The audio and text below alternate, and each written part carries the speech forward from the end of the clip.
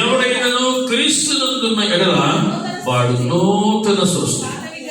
పాతవి గతించిపోవాలి, సమస్తము కొత్త అవ్వాలి.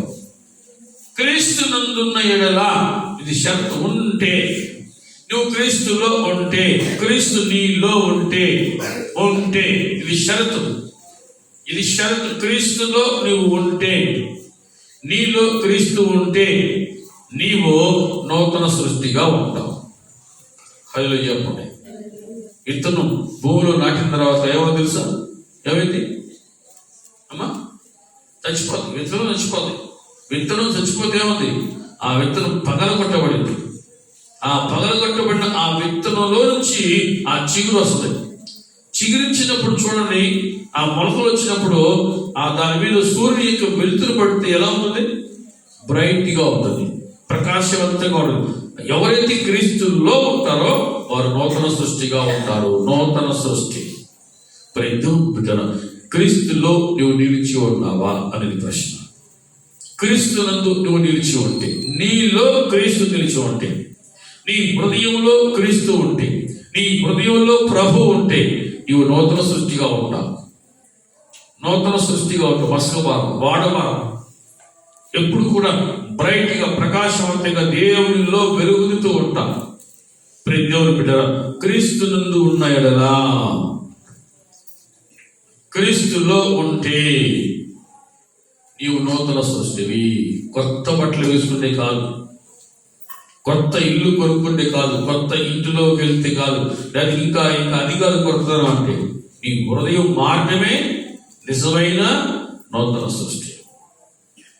నీ హృదయంలో ప్రభు జన్మించాలి. ఇంకా పశువుల పాకలో ఆయన ఉంచబాకలే. నువ్వు ఉండాల్సిందయ్యా పశువు పాక కదయ్యా, నా హృదయంలో నువ్వు రావాలి, నువ్వు ఉండాలి, నా హృదయంలో నువ్వు నివసించాలి అని ఆయనను మనం ఆహ్వానించాలి. అర్థమవుతుంది అని వాళ్ళు చెప్పుకున్నారు. హల్లెలూయా. ఇంకా ఇప్పటికీ ఆయనను పశువుల పాకలోనే ఉంచే స్థితిలో చాలా మంది ఉన్నారు. అంటే జీవితంలో మార్పు లేని వారు, మార్పు రాని వారు ఆయన ఇంకా పశువుల పాకలో వస్తారు. కానీ మారిన వారు ఇక నువ్వు ఉండాల్సినప్పుడు కదయ్యా, నువ్వు నా హృదయంలోకి, నా హృదయం అనేటువంటి నా దేవాలయంలోకి నువ్వు రావాలి, నా హృదయంలో నీవు నిలిచి ఉండాలి. ఆ విధంగా ఎవరైతే ప్రభువును అంతరంగంలోకి హృదయంలోకి చేర్చుకున్నారో వారి హృదయము ప్రభుకు దేవాలయంగా మారింది. కొరింథీ పత్రికలో 3వ అధ్యాయం 16వ వచనంలో ఒక మాట ఉంది. మొదటి కొరింథీ 3:16లో ఒక చక్కటి మాట చూస్తున్నాం. మీరు దేవుని ఆలయమై ఉన్నారని, దేవుని ఆత్మ మీలో నివసించుచున్నాడని మీరు ఎరుగరా? ఎవడైనను దేవుని ఆలయాన్ని పాడు చేస్తే దేవుడు వానిని పాడు చేయడు.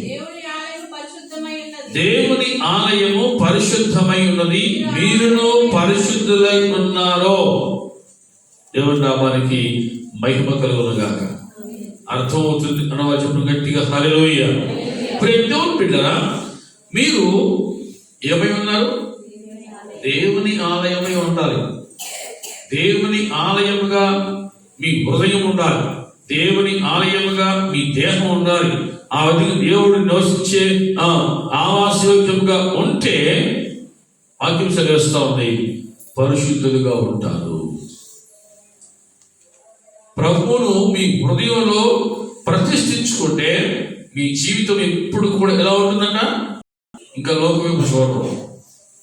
ఈనాడు చాలా మంది దేవుని బిడ్డలు, నేను రాత్రికాలం ఒక మాట చెప్పాను.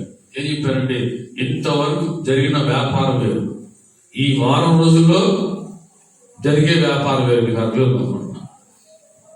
అసలు ఏ కొట్టుకొని వెళ్ళి చూడు, కిటకిటలాడుతూ ఉంటుంది. కుర్రోళ్ళు ఏంటి, వృద్ధులు ఏంటి కదా, యవనస్తులేంటి, పెళ్లి కావాల్సిన పెళ్ళండి, పెళ్లి కానులేంటి, పెళ్లి ఇంటి అందరూ బారు తిరిగిన చూద్దారు. పండగ ఆనందం, పండగ ఆనందం అయిపోద్ది, పండగ అయిపోద్ది. తర్వాత దేవుని పిల్లరా, క్రీస్తు లేని ఆరాధన అయిపోయింది. అక్కడ దేవుడు లేని ఆరాధనగా మారిపోయిన పరిస్థితి. దేవుని వాక్యం ఏమంటున్నా, మీరు దేవుని ఆలయమే ఉన్నారు. దేవుని ఆలయం దేవుని సొత్తు. ఆమె చెప్పండి, అది మన సొత్తు కాదు. మీరు మీ సొత్తు కాదు అంటాడు. మీరు మీ సొత్తు కాదు, మీరు విలువ పెట్టి కొనబడిన వారు కనుక మీరు మీ దేహముతో దేవుని మహిమపరచండి. ఇప్పుడే దేవుని బిడ్డ, దేవుని ఆలయము దేవుని సొత్తు.